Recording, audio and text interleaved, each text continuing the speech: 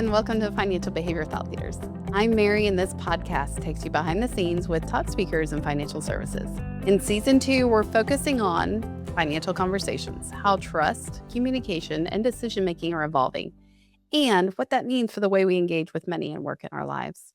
So, whether you're in financial services, you're planning events, or you're just simply navigating your own financial decisions, you're in the right place. Be sure and subscribe so you don't miss a conversation. Today, I'm really excited to talk about the future of banking. The banking industry was built around automations and swipes. But what if we redesigned it around how people actually think about their money? And to explore this, I'm joined by Shane Walker. He's the CEO and co-founder and CEO of Qube Money. He spent 18 years coaching people about money and has identified something critical. The financial system we use every day is designed to work against our intentional behavior. So instead of accepting that, he's asking, what if we rebuilt banking from the ground up using behavioral finance? We're excited to dive into some concepts here on how behavioral finance affects how we organize our money and really how the banking industry is going about it and how we can do something more intentional with our spending. Shane, thanks for joining me. Mary, it's great to be here with you. Excited about this conversation, Me really. too. And Yeah. I want to start off with where you've been because you've Yeah. spent almost 2 decades coaching people about money. And I want to hear what made you at some point in time step back and think, we've got a problem. The system is broken and it's working against us. Tell us about what that was like for you. Yeah, so I built a lead generation system that brought in thousands of people to my firm a year, and so we had large volumes of people coming in, and over, I saw that really the fundamental issue that was affecting them all was the way they spent. And that was really interesting. So most of these people made between 100 and $200,000 a year, yet they completely felt broke. And you and I both know how that affects their self-esteem, how that affects their relationships. And so anyways, you could just see this kind of dark cloud over them, and it all really was traced back to the way that they handled money. And so anyways, that really got me thinking. I'll also tell you that it was super interesting to help them engage with traditional budgeting apps, and over it didn't work. In fact, oftentimes it made the situation worse. Um but then there was something that kind of like really like brought a lot of light and clarity, and that was whenever they used cash envelope budgeting, it would change their behavior and change their confidence and feeling about money almost instantly. Um, they wouldn't follow it long term because there was so much friction involved, but it would Yeah. change them. So it really got me thinking about, okay, what is going on with the way we bank, with the way we handle money in our modern society that's causing so much frustration and disconnect with money. So Well, and I want to jump in here. So anybody that doesn't know what cash envelope spending is, essentially it's the old school way. You take money out of a bank account, you divide it up into many different envelopes, and then you spend whatever is labeled on the front of that envelope, you pay for it with cash. Great in theory, horrible in practice, like so hard to keep up. in And if today's anybody world, yeah, if anybody's listening to this and still doing it, my hat's off to you. You figured it out. But for the 99 other percent of us who just cannot get our hands around that and keep that, especially as we move to a cashless society, right? Like there's so many yeah, places now that won't even accept it. yeah, That again, it's great in a theory. And so what I want to dig in though is you've taken that concept, that yeah, theoretical side, and you've really changed the game of seeing things. I always called it you're spending in the that rearview mirror, right? And I think that's that's what you're correct. saying. A lot of Yeah. apps, even your credit cards or bank accounts or whatever, is always telling you what you did spend. So you're always looking behind you to see what you spent. Cube Money is different, and you've helped change that. So what did you build, and how did it change the game? Yeah. Mary, let's really dive in first of all, the problems that that causes. If you think about always looking back, it is reflectory, it's reflecting, and the most common emotion is guilt and regret. Oh, true. And that's why the budgeting apps oftentimes cause more issues than they solve. Now, if you're already good with money and you just want something to kind of keep you organized, to kind of have a basic idea of where your money going, it's great. And people that are that way, they like budgeting apps.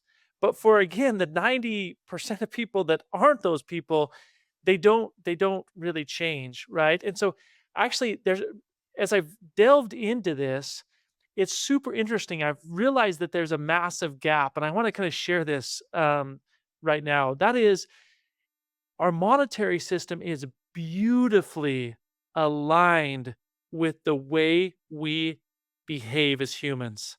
We're very emotional, we're very automatic. Most of our decisions are made instinctively. Hmm. Okay. True. True. And when you think about the way we spend, the way money works, it's literally a a swipe and go, and that package is on our doorstep same day, next day, and it's like, that felt so good. I got exactly what I want.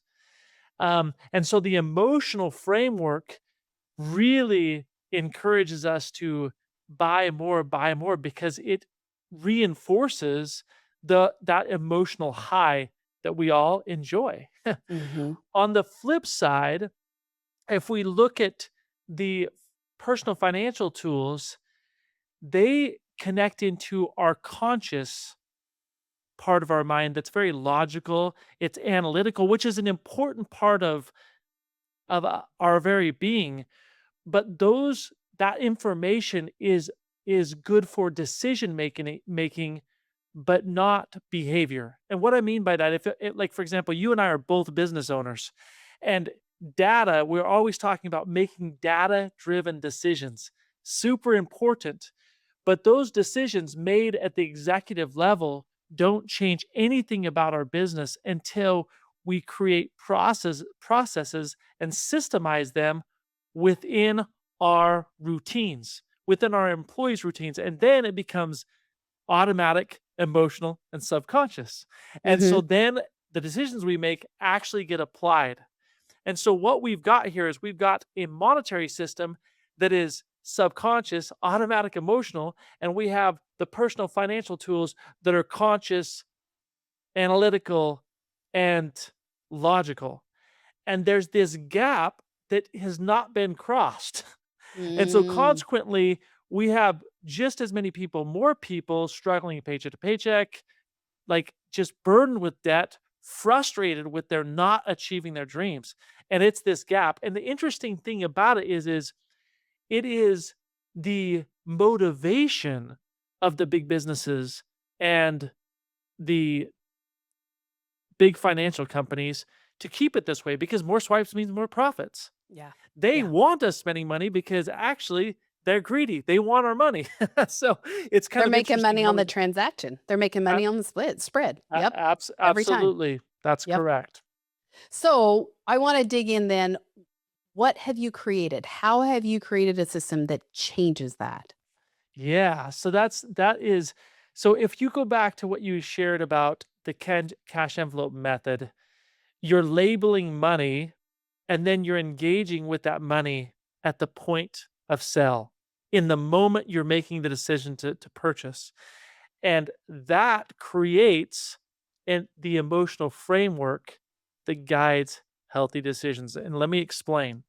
So when I label money, I can say, this is for my rent, but this is for fun. This is for Mhm. things that I want to do personally. And I've got designated, let's say, $150 for that. And so that creates permission for me to have fun, to do things that I want to do. And now when I go and I see that that $150 are available and I'm getting ready to buy an ice cream cone from McDonald's and I see the money leave that label and I see what's left for opportunities in the future and I enjoy the ice cream cone within that experience, it says, I did exactly with my money what I wanted to do with it. And that creates this feeling of control and of confidence and well being that's actually beautiful that we've lost Mhm. with the existing monetary system. Yeah. And that experience is so simple, yet so profound. And through thousands and thousands and thousands of customers and clients, making this simple transition of labeling their money and then engaging with their money at the moment of sell of spend of transaction, they're like, I can't believe, Shane, how this has changed my feelings about money. Yeah. And so that's the magic, Mary. It's nothing profound, but yet it is. It's so simple and so profound, and anybody can utilize this concept to change their experience with money. So I want to maybe label this in two different realms. One is, I think let's put on our behavioral finance hat and talk Yeah. about what you've already said. You just described in some ways Daniel Kahneman's thinking fast and slow. The quick Mhm. part of our brain, the slow part of our Mhm. brain, the more logical side. And yet the other part of that we're really honing in on is something that we call in behavioral finance mental accounting. And in middle accounting, often we think, oh, we know what's in that account, or I already know in that transactional side. When in reality, when they've done studies on this, they find out those things do not match. Like the math does not work out here. Mhm. The other part that you're seeing, though, is I think there's a negative side on the middle accounting that says we never have enough, right? Like there's always kind of that squirrel going, Mhm. I've gotta get more. I've gotta get more. Why did you spend on that ice cream cone when we could have saved it for something else or we needed it for this? Then you have another partner who's looking at it frivolously and saying, "Oh, we can spend everything." And those 2 things, when working within the same household, starts to cause friction, especially if you're using the same bucket or system and it's not being labeled for purpose. And so the other part of this that I'm seeing is so powerful is the fact that you're using mental accounting for good. And it simply is labeling your money. We go back to the cash envelopes that we said earlier. You simply put a name and then you spend freely within whatever that system has created. Is that how you would describe? Tell me some more thoughts around how does that work? Yeah, that's exactly right. I want to delve into what you just said about couples. That's really interesting, Mary. And that is, we have all of us have different belief systems, and yeah, really belief systems around money and value systems. And some of us are like, I want to save everything so that I have security for the future. Where in actuality, money is designed to build a lifestyle not just for tomorrow but for today. And so what's better, save everything for security tomorrow and really sacrifice today, or enjoy today and worry about tomorrow? We have both. Hey, Mary, I you're frozen right now. Am I frozen as well? No, you're good. Okay, great. That's great. Yep. So anyways, and so neither is right or wrong. And what it when you label your money, it gives the person who is the sacrifice today, security tomorrow, permission to spend money, because in actuality, it feels good to have enjoyment today, right? And then for the person that is more frivolous and like, let's love life now and worry about tomorrow later, it creates this, oh, I can have a framework that I can enjoy today and still ensure my security for tomorrow, which creates greater peace and well-being because they know that tomorrow is taken care of. And in a couple situation, when you have those dynamics, it blends them together and creates harmony. Mm, Um, the other thing that I think is super interesting when we talk about mental accounting is, in most scenarios, when we talk about couples, one member of that couple is the money person, and the other is generally pretty oblivious to money. And in that dynamic, the one that is in charge of the money is either telling the other person know, like, they shouldn't be spending, or the person that is oblivious is always asking for permission. And in that scenario, it creates resentment, and that cycle of resentment just plays itself over and over and over, creating a lot of friction and unhappiness, really. And so, having this again, mental accounting, this labeling where both partners can see the plan, both partners are empowered to spend from the plan, it creates a cohesiveness and also a working together towards creating the lifestyle that collectively they want together. That's so, so powerful. And when you look at our existing monetary system, for most people, the majority of their money is lumped into one account, Hmm. and it's coming in that account and out of that account automatically. And that person is trying to mentally account for what they need their money to accomplish, and they generally are using a credit card or several credit cards, so it's almost impossible to do. So they're continually struggling, stressing about, do I have money for this or that? And also asking the question, where's all my money going? This idea, like you just spoke about, that there's never enough. And that's Hmm. not a fun place to be in. So that's what we're dealing with. And when you start to compartmentalize or label your money, it then creates, oh, actually, there is enough. We're saving this for the future. We've got this tagged for our bills, rent, utilities, all so forth. And we still have money left over to have fun and to do the things that we want to do. And that creates this, like, clear awareness that I'm okay, and I'm going to create the best case scenario with the situation that I am, and I can enjoy that. So, Absolutely. Well, and I think here too, so you're looking at this from a couple's perspective, and so often in the world of financial planning, it's we should people. We tell them what they should be doing or how to change. And what I love that you're talking about is you're saying, "Hey, no, no, no, no. This isn't about changing you.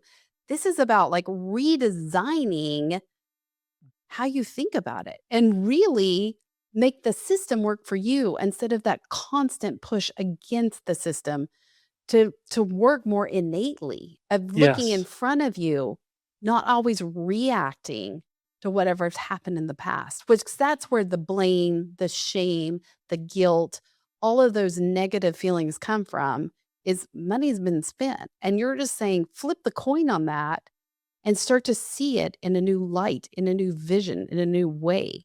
that's right. Mary, that's exactly right. And it comes down to being able to compartmentalize the money and then look at the label as you spend, and it changes everything. Yeah. Get and I think you're known for this, right? Like, money on purpose, That's right. intentional spending, that That's right. whole focus is money is there to spend. That is the purpose of it. It's just making sure that it's being spent according to your value system and how you want that to be seen, not it driving you or being reactive. It's putting you at the front of the driver's seat, really, and being more proactive with it. Man, that stirs my soul. That's exactly right, Mary. That's exactly right. And when we align our money with our values and goals, it's amazing what happens to our lives, because money is oftentimes the driving force between what we do day to day. Yeah. Yeah. So, So Shane, you've one thing I want to hit on here is the industry itself. And let's go into the banking industry specifically, okay? yeah. We're seeing a rapid change with AI and so many features on the financial planning side. Tell us what's happening in banking and how that is changing for better and worse of what's happening within that industry. Yeah. Man, the worst side, I actually, like, I'm not gonna really go into that because it's more fraud stuff, right? People are able to really tap into our identities and so forth, and that's a really big struggle, but we have just as much AI on the other side, protecting people and protecting our identity, which is really good. But what I love about things that AI is enabling us to do is there's several friction points in this concept of giving your money purpose. And the first is defining like what you want your money, how you want to label your money. Lots of people, it's interesting when I ask clients, "Hey, so, where do you spend your money?" They often he and ha and fidget nervously because they don't know. Hmm. And Hmm. the truth is you have to get in the know first, and it's amazing how AI can do that in literally seconds for you, let's say minutes.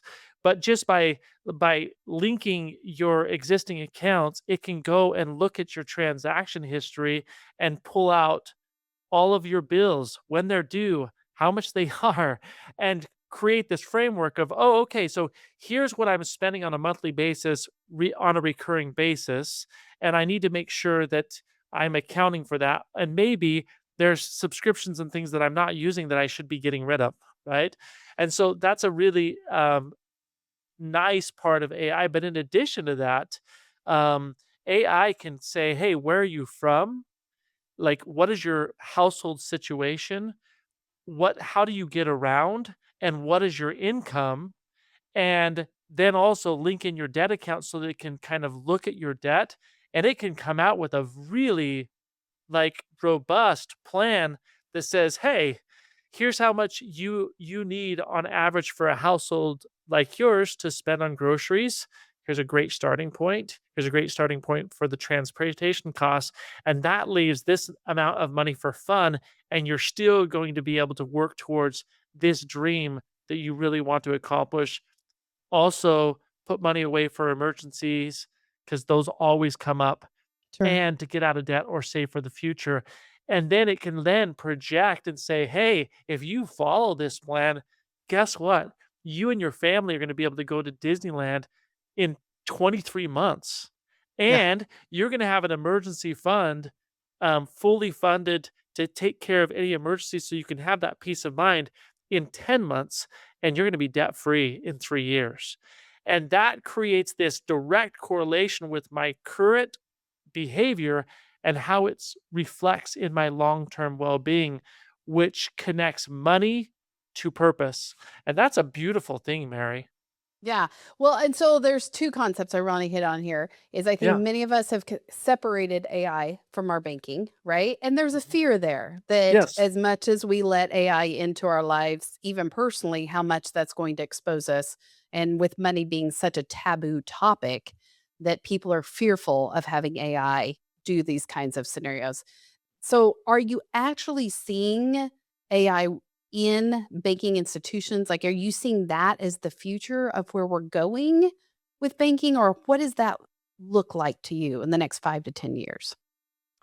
I think that in the financial technology world, I absolutely see AI in that. And there's a way to utilize AI in a way that's very, in my opinion, very safe, and also, yeah, I guess very safe and very that coordinates with the way people want to utilize it. And what I mean by that is I don't think it's a good idea to have AI running your life, and just because there is something to say about human intelligence and emotions, and the AI just it doesn't have the capability to replicate.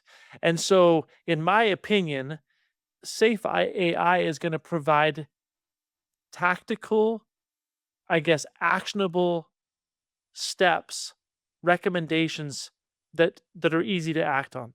That's really what it Based should on do. data, right? Based on Based on data. your That's past exactly right. history and all the Exactly. rest. So what I'm saying is when it recommends the plan, the tool should allow you to manipulate that. It provides that plan and the results of what that plan will do, but then it says, how does this look? Feel free to change anything you would like before this plan is implemented. And then as it goes through and like helps you organize and make decisions. It provides, based on data, hey, have you thought about this? If that makes sense to you, click here to act. And it just implements those suggestions based on the user's confirmation, right? The user's permission. And if it does it that way, then it's providing the information based on really important data that it's hard for us as human beings in a lot of work to gather. It does that for us, and so that we can just then make the decisions based on good data. So I see on the other side of this coin, like for consumers or for everyday people, that sounds great because I'll have more information. Now, those of us that are financial planners in this room also go, wait, did you just say AI is going to be taking over what I've been providing for the last 30 years of my career? How do you see financial planners and financial services in general helping guide people in the next few years? How is that differentiated given the tools that are capable now with AI? Yeah, that's a great question, Mary. So if we look at Atomic Habits Mhm. with James Clear, um, real behavior change is identity change. And if you want to change your identity, there's four fundamental principles or fundamental, I guess, objectives that have to be met. And the first one is you have to decide that you want to have financial health, that that's who you are as a person. And that decision has to be proven to yourself through your daily actions. Okay? By repeating, like proving to yourself, for example, if I want to be a runner, well, if you asked me if I was a runner, Mary, I'd tell you, no, I hate running. But if I bought running shoes and I started running every day, in a month from now, you say, "Are you a runner?" I'd say, "Yeah, I'm getting into it." If I continue to run and I got a watch that tracked my miles and all this stuff, in a year from now, if you ask me if I'm a runner, I'd say, "Yes, I am." Why? Because I have done the activities to prove to myself that that's who I am. Does that make sense? Mhm. And that very, like, if you look at what is required to make that happen, it requires, first of all, you making the decision, the defining that that's who you want to be, but then it requires you to, most of the time, to have a community of people around you that are doing the same thing. And a coach, an advisor, a counselor is critical in that framework, um, that accountability framework, right? Yep. And then you have to have a system that makes it easy to prove it to yourself. So there's three different things: identity, community, system. And so the system isn't replacing the helping the person create that identity and the community that that person needs to surround themselves with. You know what I mean? Yeah. So Yep. it actually just, AI Enhances. tools and these systems can enhance the ability for coaches, counselors, advisors to impact more people quicker and with more success. Because really, when you use the right systems, it empowers that person to take ownership, which is ultimately what you're trying to help them do as a counselor, coach, advisor. Yeah. No, I love that. And actually, I think that's a perfect parting thought is this isn't taking away from what you're doing. This is No. enhancing. And it's letting you be that coach, planner, counselor, whatever that label is, do it at an even higher calling where you're not having to spend your time doing the minutia, but you're actually getting to really connect at a deeper level with the client in the long run. Thank you so much, Shane. Absolutely. If there's one idea that you wanted to take with you, I think it's this is you matter as a financial planner, financial coach, financial counselor, and that ability to connect and help people and connect with their money is so vital. On the opposite side, as a person who spends and an individual who consumes, I think that the other part is labeling and how mental accounting is really reshaping banking and how we think about it. So if you'd like to hear more about how banking is reshaping and what's happening at Qube Money, you can find more about Shane at QubeMoney.com. And if this episode landed with you, we'd love you to subscribe, share it, and that's how we move the needle to help more people talk about money. Thanks for joining us on Financial Behavior Thought Leaders, and we'll see you next time.